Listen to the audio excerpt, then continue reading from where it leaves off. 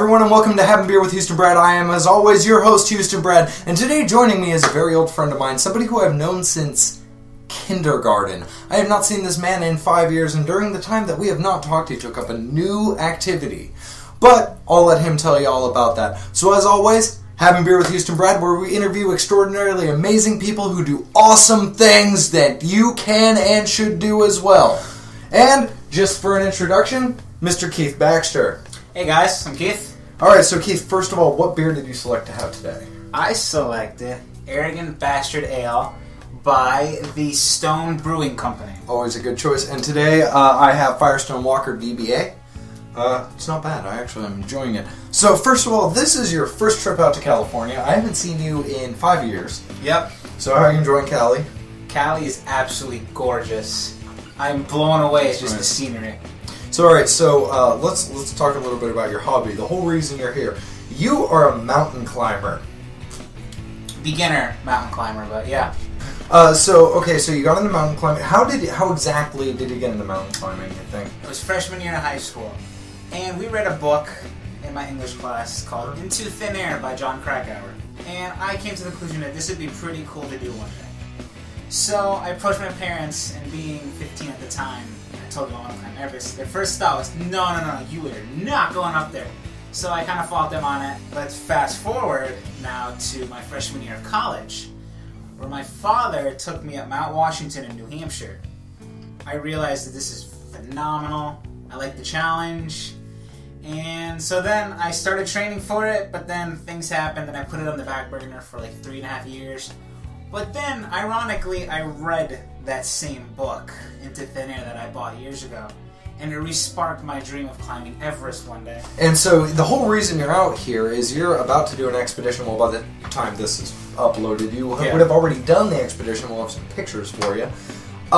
For Mount Shasta. Yep. And that is going to be your highest peak so far. This is the big boy. And it is, how high?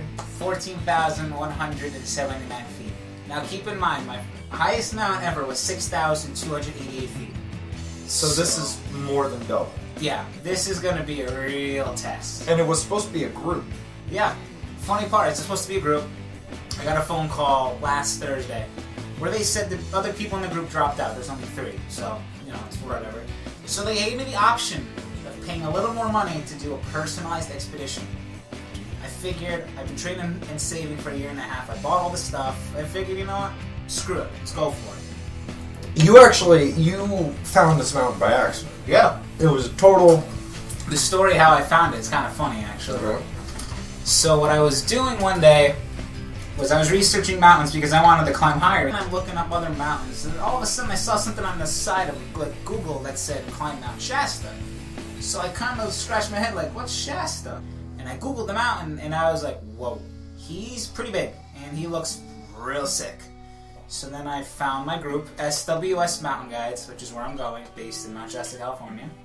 So we have your bag here, and it's probably not in camera view, but I do want to pull this thing out, because this thing is just menacing. This is your ice axe, right? Yep.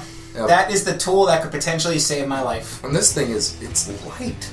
It weighs nothing. It weighs less than a pound, I think. And we have a few other tools that you bring along. What, in your opinion, with these tools that you have, what is the most essential tool for climbing any mountain? Honestly, I think it's personal choice. I mean, you want to have the best footwear possible, because climbing in the summer, nothing risky goes on with frostbite. However, your feet can prune up, you can get blisters, it'll be miserable. If you're going in the winter, there's 2. Crampons and ice axe, or something like crampons, so you can kick the snow and ice so you don't slip and fall down the peak. Yep. But this right here is your lifesaver. If you're in trouble, if you slip up a mountain, you can actually, there's a move called self-arrest, where you smash this part into the snow. You take this and try and dig into the ground and use your body weight on top to stop yourself from falling. It's probably the only way you can do it is with an ice axe. If you try other ways, you probably will not make it. So we got on your mountains. I want to talk to you a little bit about your family. I mean, I haven't seen your parents in 5 years. Long time. A very long time. So Your mom was an artist. She was actually a popular artist in your area of Connecticut. Yeah. Now she decided to stop that. She writes novels. Yes. Yeah, publishing for her was tricky because it does cost a lot depending on what you do. The one book she has published I know of is Dubois Manor, which can be purchased on Amazon. And she has a few other books ready to come out, but she's waiting for the right time to get them out there. Okay, and what about your dad? Your dad's climbed with you before. Yeah, we've done Mount Washington together twice. Yeah. Oh, and by the way, ladies, this man is single. Correct. True that. So, if any of you girls wanna date a mountain climbing expedition person who is a badass and my personal best friend, there will be a link in the description below for your trip to Mount Everest. Do you have a Facebook page? Yes. Giving everyone your progress updates. Yep. Basically, what it is it's called the Journey to Mount Everest. It's an interactive page I made where people from all over, if they want, click on the link, and it basically update you my progress, training, mountains I have coming up, news stories about Everest and other big peaks. And my purpose for this is because I want people that I care about and people that are good friends of mine, I want them to follow my journey so they can be with me when I actually get to Everest itself one day.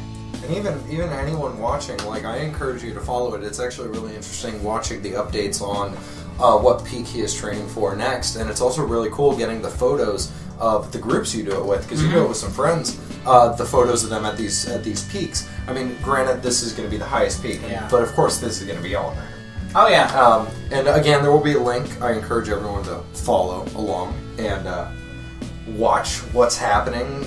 You know, it's a great experience. You see, the thing, people look at me and they're like, "Why do you want to do this?"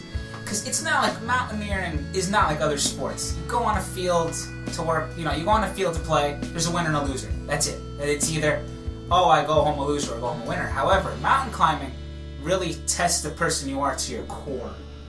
It's a physical and mental challenge that you have to be on top of your game or you can get in some serious trouble very fast. So, unfortunately, that's all the time we have. But for everyone watching, I do want anyone who wants to mountain climb, I know that there have got to be more than just a few people who want to do this. What advice do you have for these people that want to do it? I have a few things. They're pretty big. One is, don't listen to other people when they say you can't do it. Shut them up and do it. Second off, don't go for the big guys fast. Because when you get higher in altitude, you can get sick and you can die very fast. And you gotta be driven. You gotta have a drive that nobody can stop. And if you think you can't, start with small peaks, 800 feet. My backyard was a 400-foot hill. I put a backpack with weights and I went up and down my back hill. So, I'd say start low, have the drive, don't listen to people who say you can't do it, and constantly stay in shape. Alright, well, everyone, thank you for watching another episode of Having Beer with HoustonBrad. As always, I am HoustonBrad. I'm Keith. And, y'all, just remember to be awesome.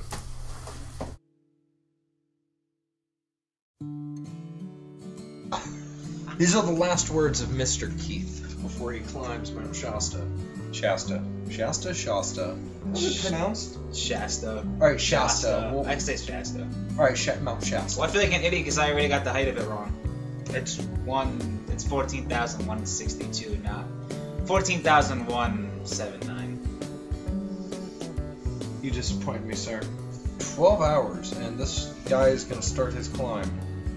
And, he's excited. We're all excited. We're sitting here, and through the magic of movie editing, we are going to show you Mount Shasta. BAM!